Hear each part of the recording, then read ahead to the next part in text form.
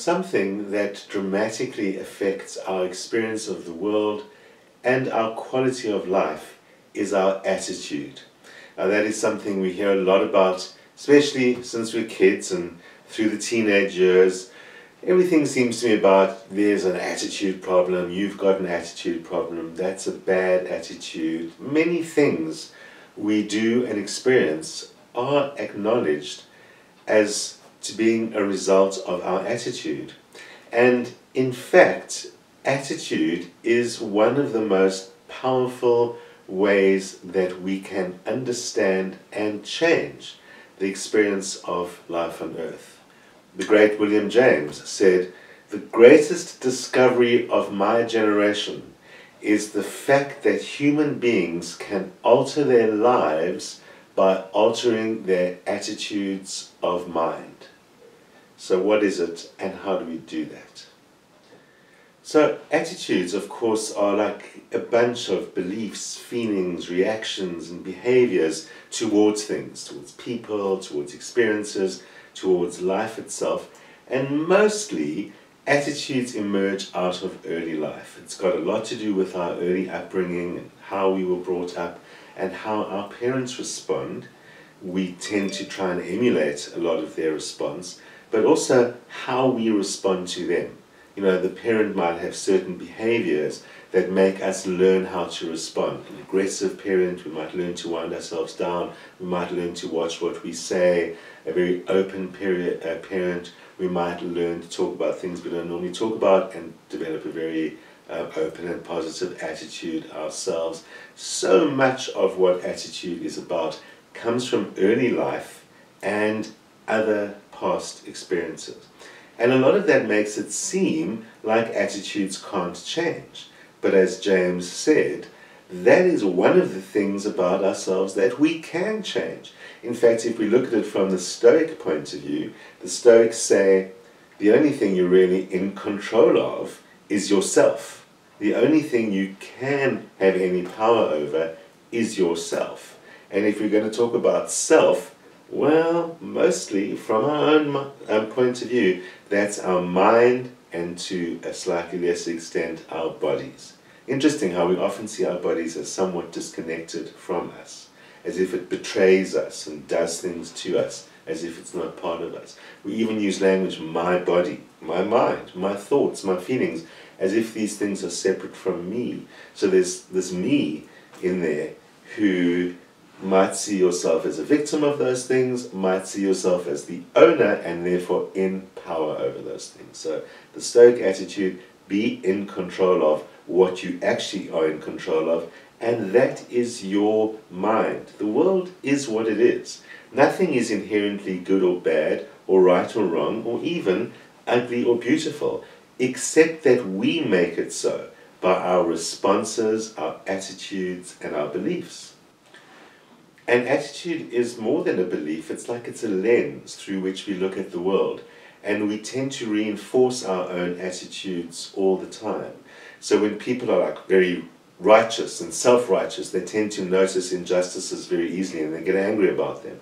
When people are depressed, they tend to notice sad things more easily and more readily, and they use it to prove to themselves that the world is indeed a miserable place. Our dominant attitude relates to our experience of the world and in many ways shape it. We pick up on things that match the attitude that we already have. And that's one of the reasons why we don't change attitude or we get stuck in old attitudes, because we keep on reinforcing it and trying to prove ourselves right to ourselves all the time. So, you know, yes, occasionally a person with a negative attitude might feel positive about something, but we follow a path, we reinforce that path, we use the world to prove that we're right all the time, and we get stuck into this attitude that seems to be predefined by childhood, by birth, by whatever our personalities are, all of those kinds of things. It seems unchangeable, but is actually a kind of a vicious circle. When we believe things bad will happen, things that are bad often do happen. And that creates the proof that we're right, and so next time we once again believe something bad. Whether it's depression, whether it's sadness, whether it's any one of a number of bad attitudes that can afflict so many of us, and that can be very debilitating. So a good thing to do as a first step in improving attitude and taking charge of that is checking on your own attitude. How do you judge people, especially when they're not around? Do you gossip? Do you comment on something about them after they've left? Or do you tend to be more forgiving? So do you want your flowers to be a particular way, or are you accepting flowers as they are? How do you deal with adversity? Do you blame others? Do you blame the universe? Do you blame something other than yourself, while kind of playing down what you might have done wrong in order for that to happen? Do you dread change? Stick to old routines and avoid changing, avoiding the unexpected and sticking with what you know.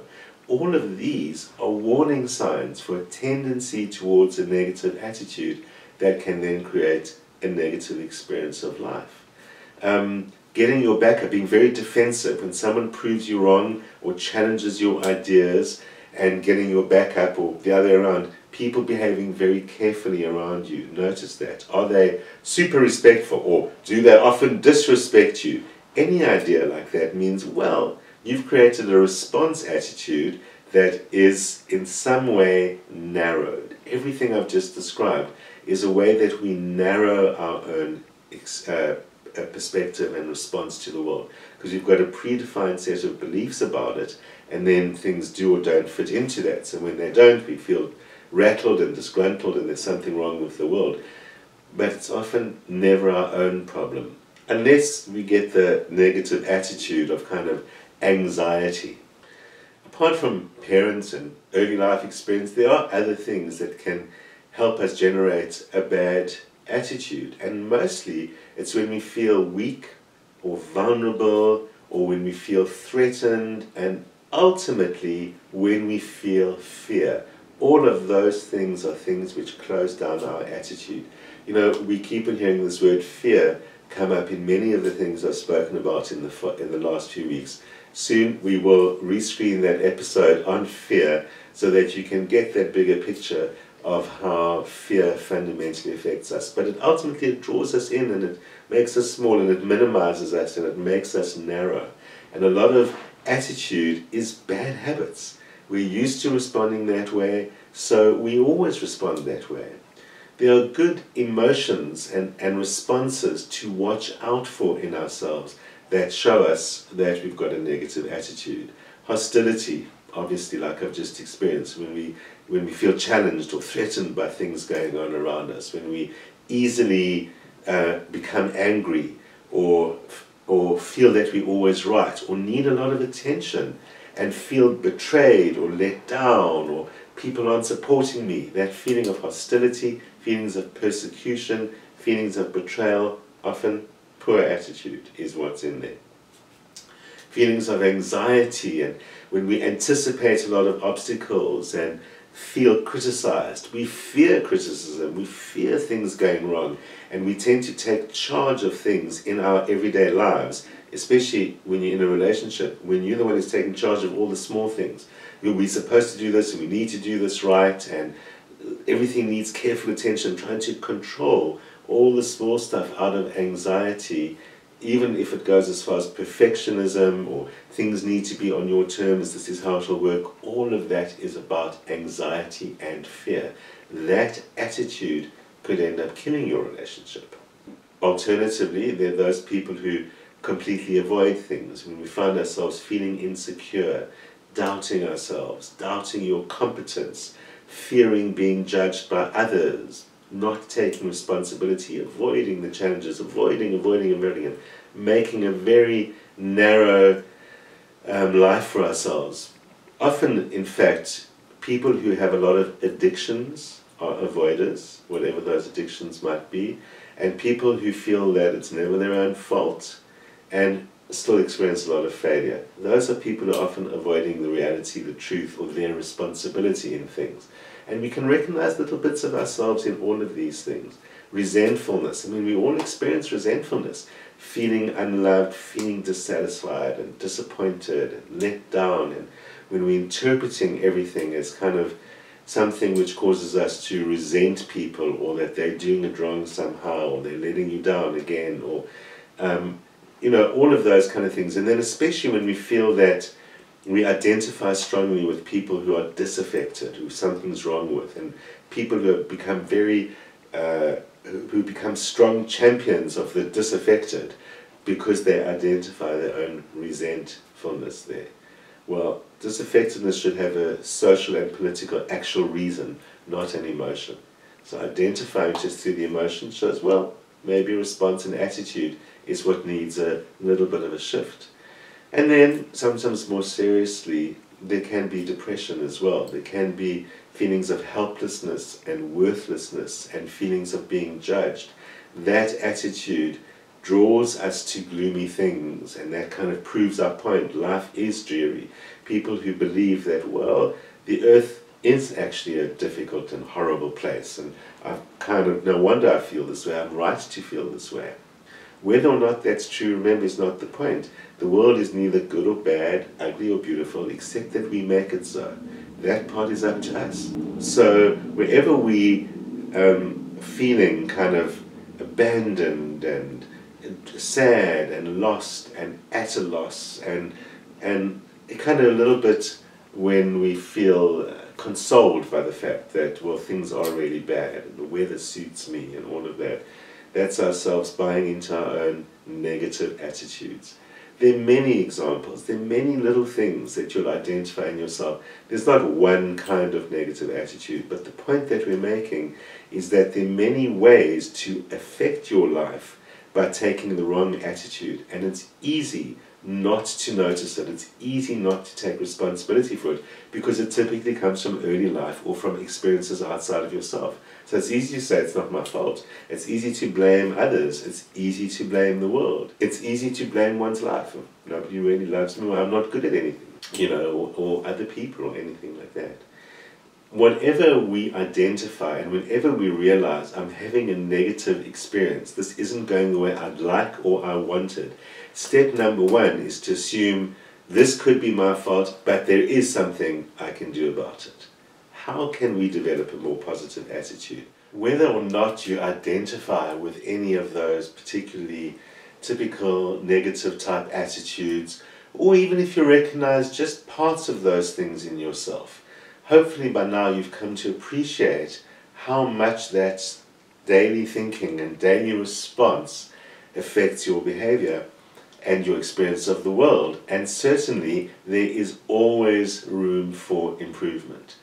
One of the things we've touched on numerous times in this show is that the general bland positive thinking attitude as a kind of philosophy is not very successful. It much more frequently gets people into eventual negative frames of thought. Random positive thinking, as in, it'll always turn out better, assuming it'll always be better, assuming you're always going to get the result, assuming it will be fine. All of those are not based on any actions that we take. And one of the reasons the Stoics and others have a problem with positive thinking as a philosophy or as an approach to fixing your life is that it's not a form of action. Thinking isn't really action.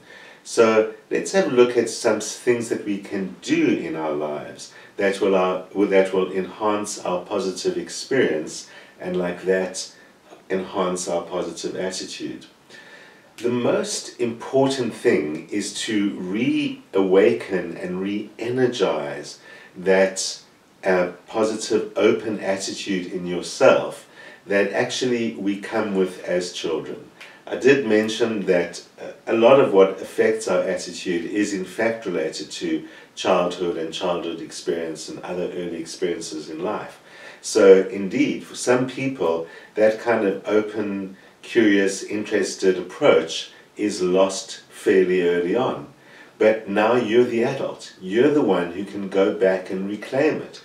Whether you've lost it or not, whether it was you but it seemed to disappear with adulthood, or even if it was you, it's familiar, it's not put into play often enough, we can go back and recapture some of the approach that we have to the world before our attitudes are so strongly shaped by everything else. And perhaps we can do it very effectively because we are adults. So I always think of it as, let's approach life and approach the world as if we were aliens coming from another planet. We're friendly aliens, and we're coming from another planet, and everything is new, and we are curious about everything. Any kind of exploration will do, but the curious alien is everything is fascinating, nothing is deemed good or bad, everything is assumed to have some potential for enhancing your knowledge or enhancing your experience. That certainly would be the case if you found yourself as a visitor on a foreign planet. So always that assumption that there might be something beneficial for me, there might not be, but there isn't automatically something negative about that. So take the attitude that you are in search of new knowledge, new ideas, and new experiences. And if you try and bring that attitude into your life every day, you'll have a much more positive experience, especially when dealing with the unknown and the unexpected. That approach, the alien approach, is a great way to catch yourself before you go into a reaction. Tell yourself you're the alien, you haven't got a prejudgment about what this is, and challenge yourself to perhaps find a different way to respond to the situation than what you might normally do.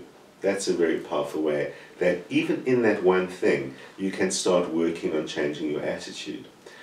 Of course, a more fundamental thing is that you have to actually take responsibility for your attitude in the first place.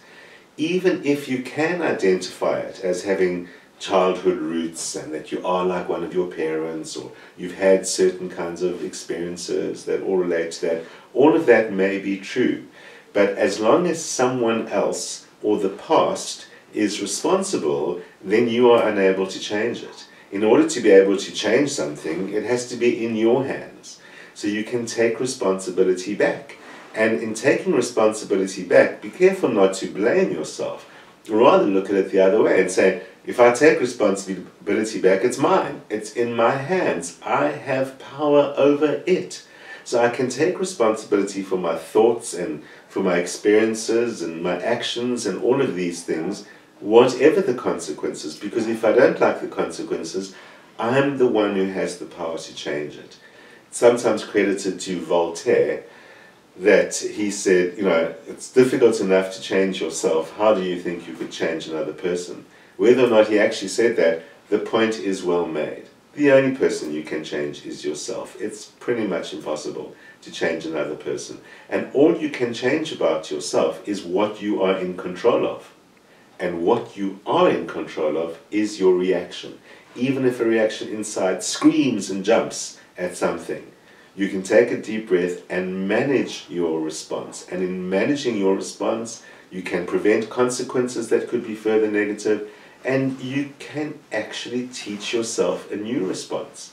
By doing something repetitively, we do learn to do it easily. We become masters at it. And by practicing new behaviors and changed behaviors, we do become masters of them. Just as you learnt attitude in that kind of semi-automatic way the first time around, you can still do that. You can learn a new way to respond. So starting from yourself, and in changing that, one of the ways to change that is to change the words that you use to yourself. Words are very powerful, and especially things that we tell ourselves are very powerful, because we're more inclined to believe ourselves about ourselves more than anyone else, even when it is negative, because we think, I know myself better than anyone else, and they don't know that I'm really bad at this, or I'm really insecure about that.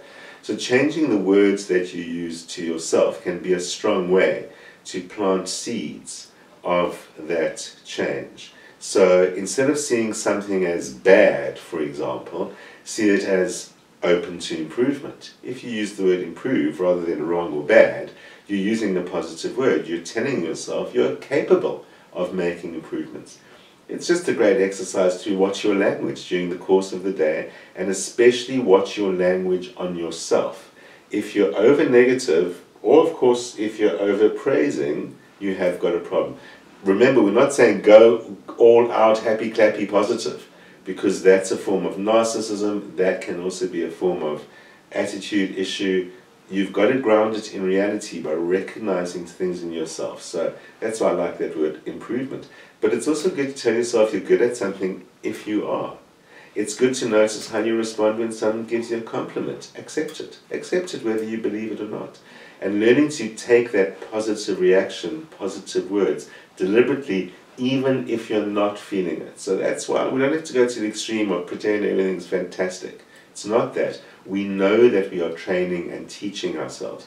You know, it's also a little bit based on that idea, which is very important to changing attitude, of turning adversity into an opportunity. Whenever there's something that blocks you, try and find a way that this can be useful. Sometimes it will be more challenging than other times, but dealing with challenges, part of how to develop positivity is sort of by assuming there is a way that I can deal with this that is positive or constructive or proactive or something like that. And in dealing with it that way, you can start finding the chinks and finding the possibilities and finding perhaps the compromises that will be necessary in the end.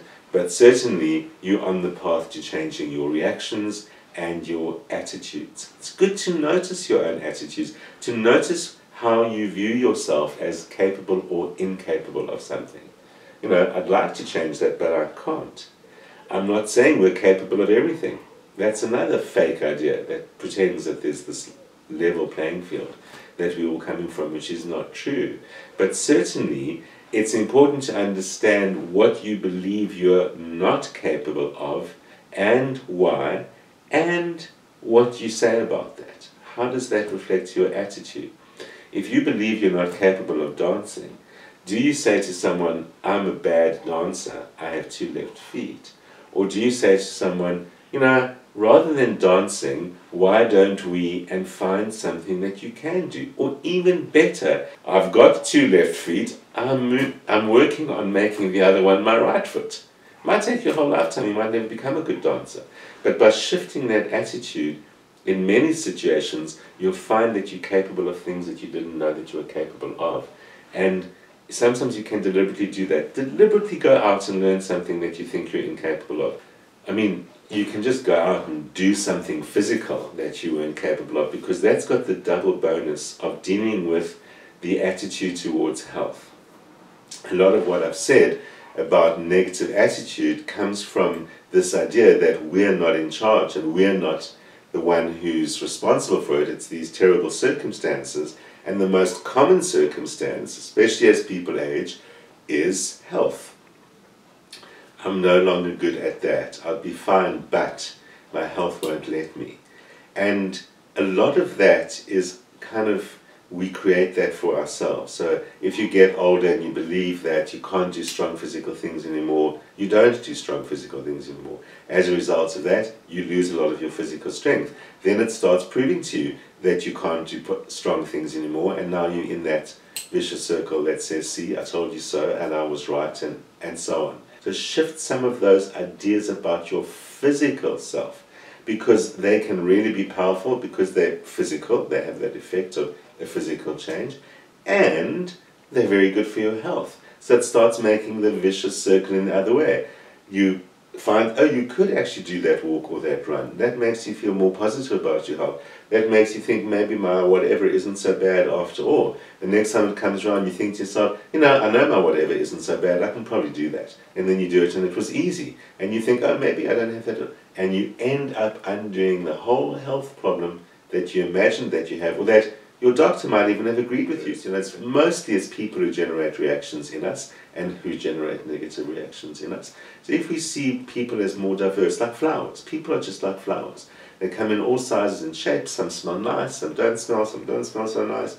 But you know, they all function to make the ecology work. So if you are the visiting alien, you don't know what is good or bad flower. You won't make any assumptions. You'll assume that they all function together to make the ecology. So accepting and understanding diversity which even includes the negative people, means that we get less reactive and caught up in it and realize, well, that means I can also find my own path in that. Apart from learning new things, prove yourself wrong about yourself on some things. Try and do that every day. Try and do something you thought you couldn't do or wouldn't do. Try and react differently at least once every day. Go deliberately against your usual way. Respond to things differently. Just doing that once a day, just managing to do that a couple of times a week, will dramatically and radically change your day and change your week and ultimately change your attitude. And once you change your attitude, you change your life. I'll be back next week at the usual time. See you then.